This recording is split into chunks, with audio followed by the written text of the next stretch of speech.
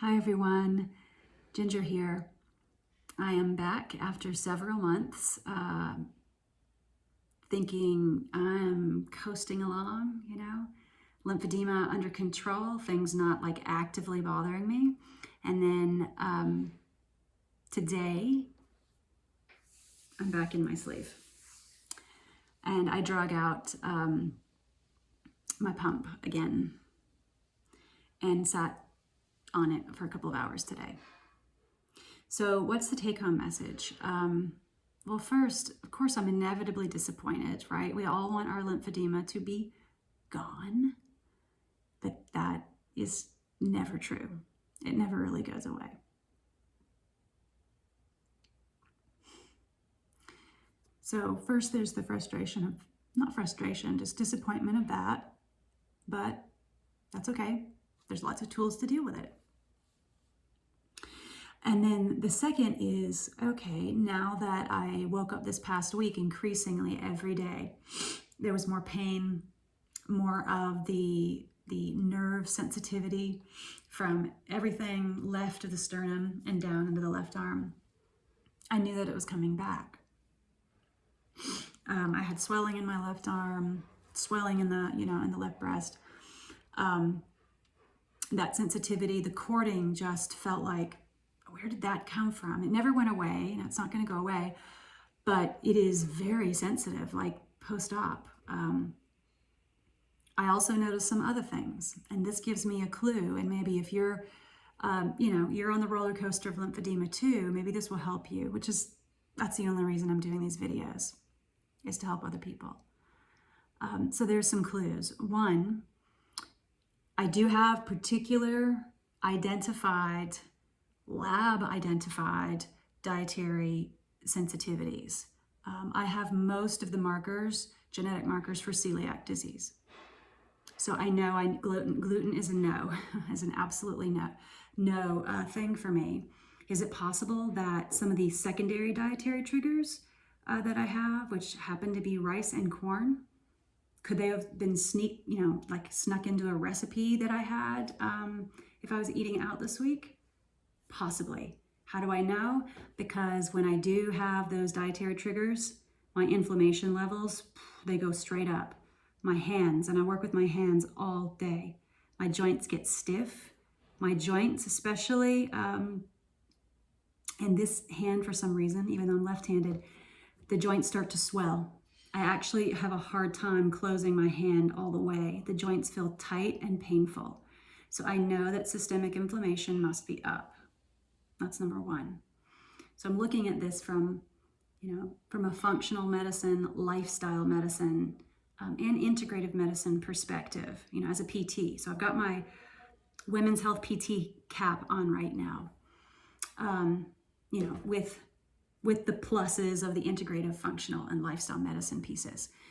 So I know that systemic inflammation must be up, and that has to be a driver. And when I hear other women's stories, because those stories are so important, your stories are important, I hear that if they are stressed, it can cause a flare.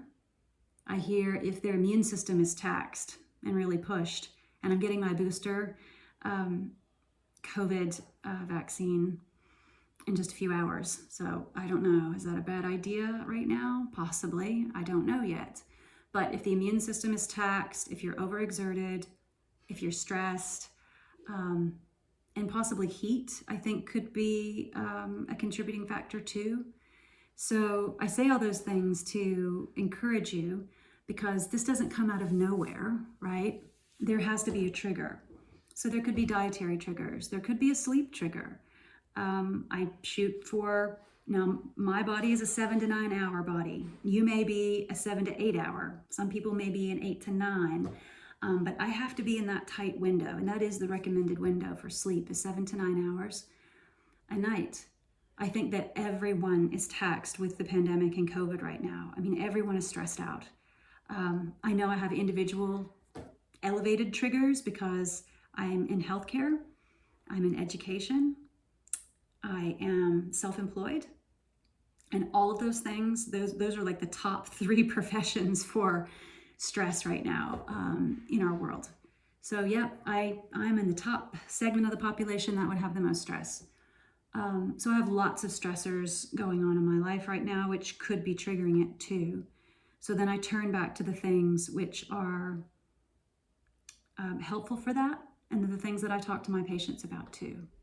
It is recognizing I'm a human, I'm a woman, I can only do so much. I can be mindful. After this video, I'm going to go out and walk the dog and get some physical activity. I'm going to do some body resistance. I'm going to do some weightlifting, some body resistance training, because that helps with lymphedema. But I do these things all the time. So I'm just listing all the things that I have other people do. So physical activity, and the weight training as well. So even if it's like body resistance, I use yoga, Pilates, medical therapeutic yoga based stuff for that. Controlling environmental triggers that can contribute to it, endocrine disruptors particularly. So I make sure those things are not in my soap, shampoo, toothpaste, all the body care, health care, skin care products. I keep those chemical cleaners out of the house. If I can't pronounce the ingredient, I don't wash my hair with it or eat it, And what did I leave out? All the environmental factors, physical activity, stress management, sleep, and nutrition.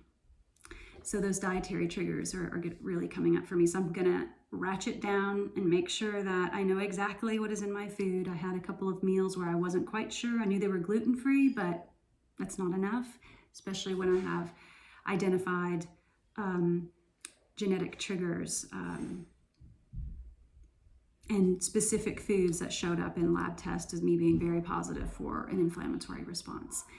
So I just wanted to share this short video with you about some of the things I'm doing to work with that, as well as getting my pump back out. So I sat on that today for longer than I would usually, actually going on a couple of hours. And I'll wear my sleeve and I'll do all the things that I mentioned, and we'll see what happens. Hopefully this will get back under control again, and I'll be on the up and up. But I just wanted to send a message of encouragement out there that, man, it's frustrating when it crops back up, when lymphedema crops back up again. You think you've got it under control and it's all good, and then it's rears its ugly head again.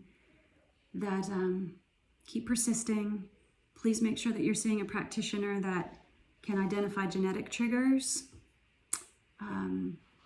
lifestyle triggers, and combat it with functional lifestyle medicine and integrative medicine, not just regular biomedical medicine. So what I mean by that is biomedical would be like the physical therapy side. I just can't use physical therapy for this. It's not enough. I need integrative lifestyle and functional medicine too. And so that's what I pull all together as a practitioner and use.